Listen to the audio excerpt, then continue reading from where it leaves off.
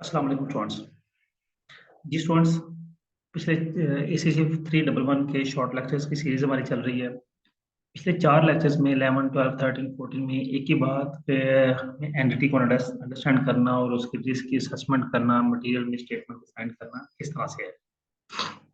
अब lesson number 15 में उसने थोड़ा सा इंटरनल कंट्रोल सिस्टम को थोड़ा सा डिफाइन किया कि ऑडिटर के लिए इंटरनल कंट्रोल सिस्टम को अंडरस्टैंड करना बड़ा जरूरी है ताकि वो आइडेंटिफाई कर सके मिस स्टेटमेंट्स को, ताकि वो आइडेंटिफाई कर सके मटीरियल मिस स्टेटमेंट्स को, ताकि वो ऑडिट प्रोसीजर को फर्दर आइडेंटिफाई कर सके। ये बातें हम पीछे करते आए हैं, तो नई बात नहीं है। इंटरनल कंट्रोल सिस्टम कंपोनेंट्स क्या है, ये भी हमने बात की है। Control environment, entry risk assessment, process, information system including related business process related to financial reporting and communication, ये सारी बातें पीछे हुई हैं। कोई नई बात नहीं है। कोई नई बात ढूंढ लेते हैं।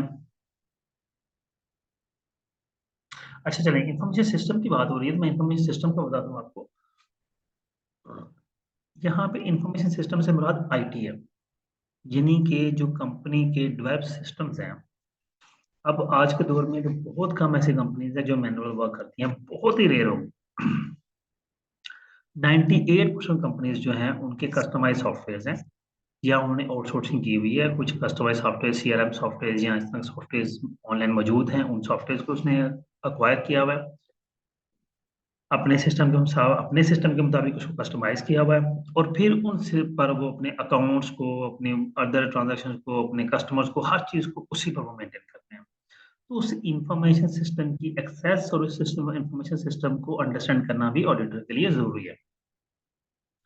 उसका इंफ्रास्ट्रक्चर क्या है, किस तरह का सॉफ्टवेयर यूज हो रहा है, कौन से लोग हैं जो उसको यूज कर रहे हैं, प्रोसीजर क्या है, कौन सा डाटा वो ऐड करते हैं, कौन सा नहीं करते। अब इंफॉर्मेशन सिस्टम को किस तरह वेरीफाई करना है, आइडेंटिफाई करना है, और क्या तमाम वैलिड ट्रांजैक्शंस रिकॉर्ड हुई हैं,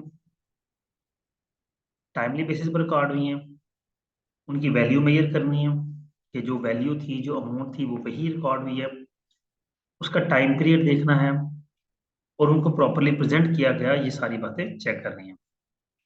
अगली बात है communication involves providing and undertaking of individual roles and responsibility pertaining to internal control. ठीक है, किस किस का क्या रोल है, उसकी इंफॉर्मेशन हासिल करनी है। दूसरों का क्या रोल है, ठीक है। अब कम्युनिकेशन किस फॉर्म में होगी, पॉलिसी मैनुअल्स की फॉर्म में, accounting and financial reporting manual की फॉर्म में, और ये इलेक्ट्रॉनिकली भी हो सकता है, ओरली भी हो सकता है, या फिजिकली भी हो सकता है।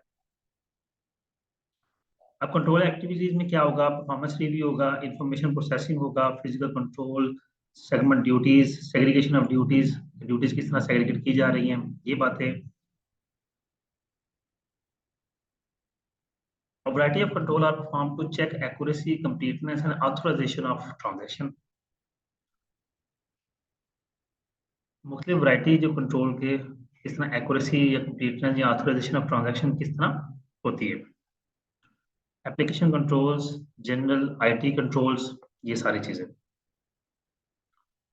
फिर अगली बात कि फिजिकल कंट्रोल्स कैसे होते हैं। ये तो सारा हम ऑडी के पीछे चेक कर रहे थे ना कि इंफॉर्मेशन सिस्टम के थ्रू कैसे होता है। फिर फिजिकल कंट्रोल क्या है, physical security of assets, asset की सिक्योरिटी, ठीक है, क्या एसेट सेफ गार्ड है, मतलब कि एसेट को प्रॉपरली सेफली बनाया गया, उनकी फैसिलिटीज पूरी हैं, जो बंदे उनको लुक आफ्टर कर रहे हैं वो बंदे प्रॉपर का उसको मैनेज करने वाले के काबिल है कि नहीं। फिर उन एसेट से रिलेटेड कंप्यूटर प्रोग्राम जो मौजूद हैं उनकी एक्सेस लेनी है, उनकी एक्सेस उसको भी चेक करना है, ड्यूटीज की segregation, monitoring the internal control, ये सारी चीजें रूटीन वाइज जो है ऑडिटर ने चेक करनी होती है। और मेरा ख्याल है कोई नहीं है। रिव्यू असेसमेंट फिर बार वही आ गई। जी, ये आपका लेसन नंबर 15 था स्टूडेंट्स। उम्मीद करता हूँ आपको ये भी अंडरस्टैंडिंग हुई होगी। अपना बहुत सा ख्याल रखिएगा, और जाने से पहले जो जो स्टूडेंट चैनल पर नए हैं वो चैनल सब्सक्राइब लाजमी कर दें। अल्लाह हाफिज़।